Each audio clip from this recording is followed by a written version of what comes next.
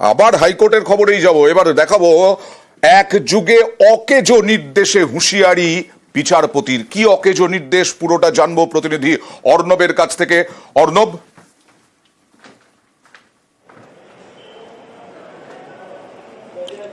তুমি যেমনটা শুরু করলে অয়েন্দা, আমি হাইকোর্টের এই মুহূর্তে 13 নম্বর আদালত কক্ষ থেকে আসছি। সেই খবরটা একটু আপডেট দিয়ে নিই, ভালো খবর বলে।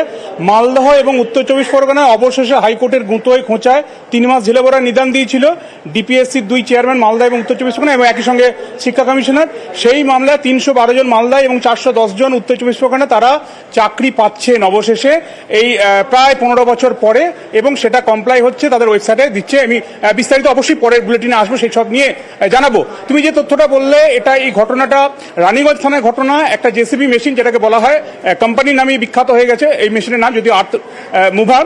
এই মেশিন এক ব্যাংকের ঋণ খেলাপি হওয়ার কারণে ব্যাংক, একটি রাষ্ট্রায়ত্ত ব্যাংক, তারা এই মেশিনটাকে অ্যাটাচ করতে চায় এবং 2013 সালে কলকাতা হাইকোর্ট অর্ডার দেয়, যেহেতু ঋণের টাকা দেয়নি, কাজী ব্যাংকের যে আইন বা নিয়ম রয়েছে সেই অনুযায়ী পুলিশ সহযোগিতা করবে এবং যে আর্থ মুভার মেশিনটা ব্যাংকের লোনে কেনা হয়েছিল সেটাকে ফিরিয়ে দিতে হবে।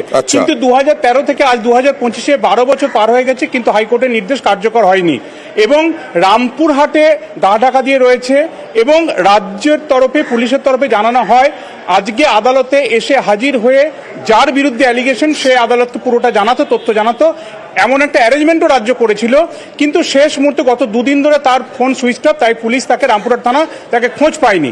এই অবস্থায় বিচারপতি তীর্থঙ্কর ঘোষ বলেন, কলকাতা হাইকোর্টের নির্দেশ 1-2 নয়, প্রায় 12 বছর কেটে গেছে, তারপরও যদি নির্দেশ কার্যকর না হয়, তাহলে হাইকোর্ট খুব ভালো করে জানে সাংবিধানিক আদালতের নির্দেশ কি করে কার্যকর করাতে হয়। যদি রাজ্য অপারগ হয়, সেক্ষেত্রে কেন্দ্রীয় এজেন্সির হাতে তদন্তটা তুলে দেবি, সিআইএসএফ নামিয়ে, অর্থাৎ আধা সামরিক বাহিনী নামিয়ে ওই জেসিবি মেশিন বা আর্থ মুভার মেশিনটা খুঁজে ওই ব্যাংকের হাতে তুলে দেবে। এবং কার্যত হাইকোর্টে যেভাবে নির্দেশ এত দিন ধরে সেটা কার্যকর না করে হাইকোর্টকে কার্যত বুড়ো আঙুল দেখানো হয়েছে, সেই জায়গাটাতেই বিচারপতি ঘোষ কার্যত অগ্নিশর্মা হয়ে ওঠেন এবং 7 দিনের একটা চূড়ান্ত সময়সীমা দেওয়া হয়েছে। তার মধ্যে ওই আর্থ মুভার মেশিন খুঁজে বার করতে হবে পুলিশকে, তা না হলে কিন্তু কেন্দ্রীয় এজেন্সি এবং একই সঙ্গে আধা সামরিক বাহিনী নামাবে, এমনটাই জানিয়েছেন বিচারপতি ঘোষ।